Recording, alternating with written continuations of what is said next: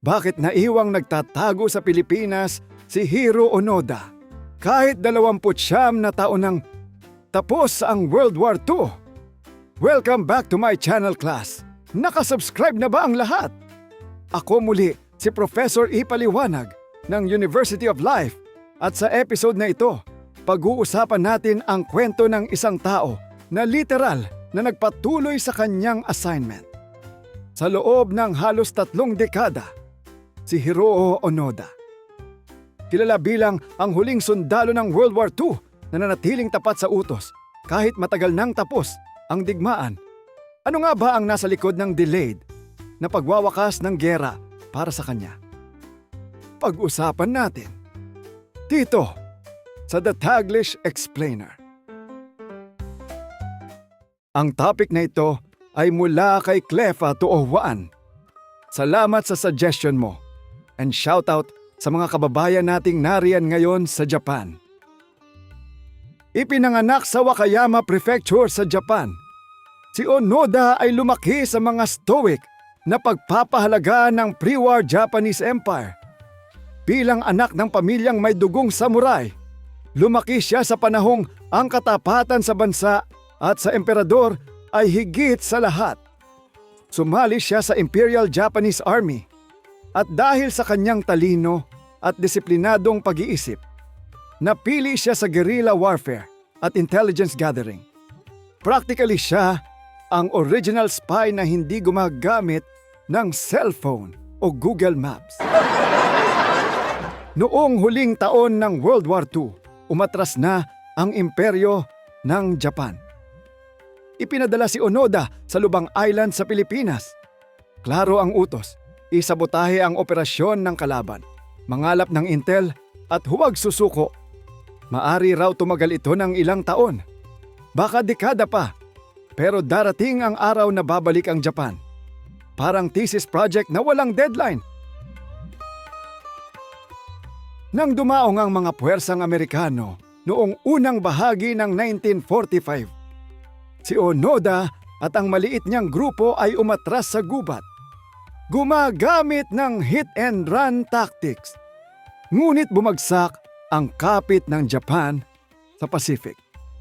Noong kalagitnaan ng 1945, sumuko na ang imperyo. Umingay sa radyo ang boses ni Emperor Hirohito. Inihahayag ang pagsuko.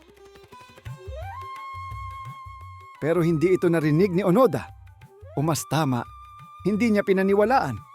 Para sa kanya, bawat polyetong ibinabagsak mula sa eroplano, bawat loudspeaker message, bawat pakiusap ng lokal, lahat iyon ay propaganda. Ang gubat ay naging opisina, tahanan at war room niya. Habang ang mundo ay nagbabago sa labas, si Onoda ay nanatiling nakatutok sa tungkulin. Habang lumilipas ang panahon, unti-unting nabawasan ang kanyang grupo. Isa-isa, ang kanyang mga kasamahan ay nawala, namatay o sumuko.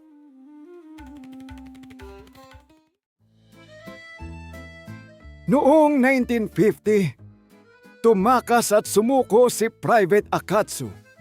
Noong 1954, nabaril si Corporal Shimada. Noong 1972, matapos ang 27 taon ng pagtatago, ang huling kasama ni Onoda, si Private First Class Kozuka, ay napatay matapos magsunog ng imbakan ng pahalay.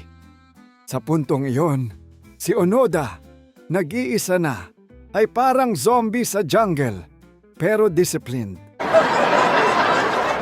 Ang isang bagay na nakakatawa kung iisipin ninyo, class, ay paano niya nagawa ang survival.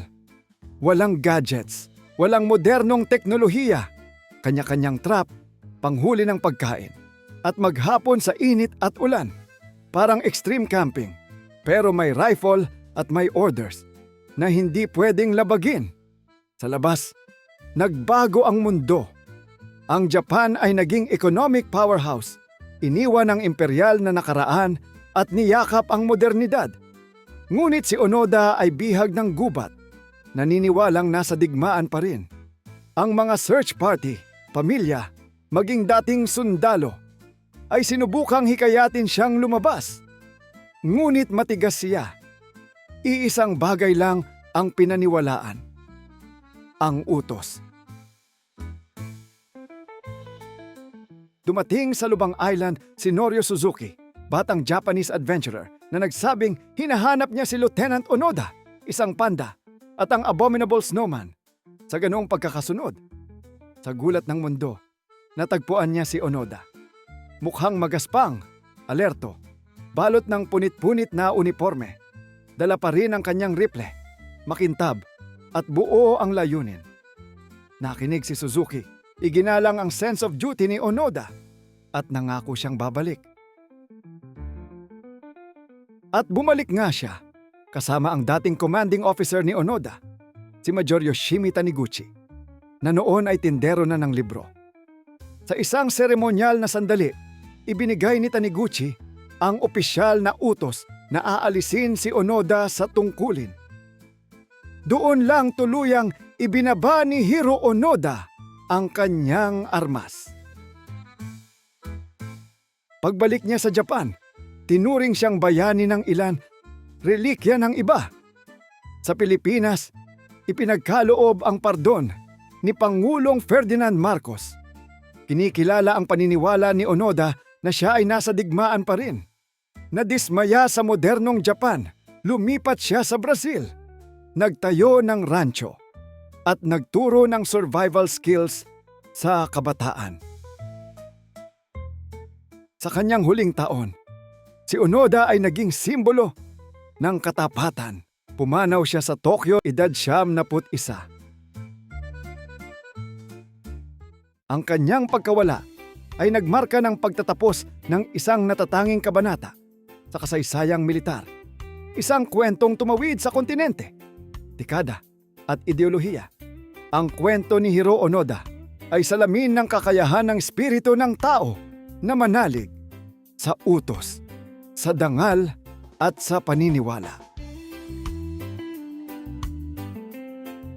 Sa magulong kagubatan ng lubang, ang huling bantay ay nagpatuloy sa kanyang pagbabantay. Hindi para sa kaluwalhatian, hindi para sa pananakop, kundi dahil may nagsabi sa kanya na gawin iyon. At sa huli, sapat na iyon.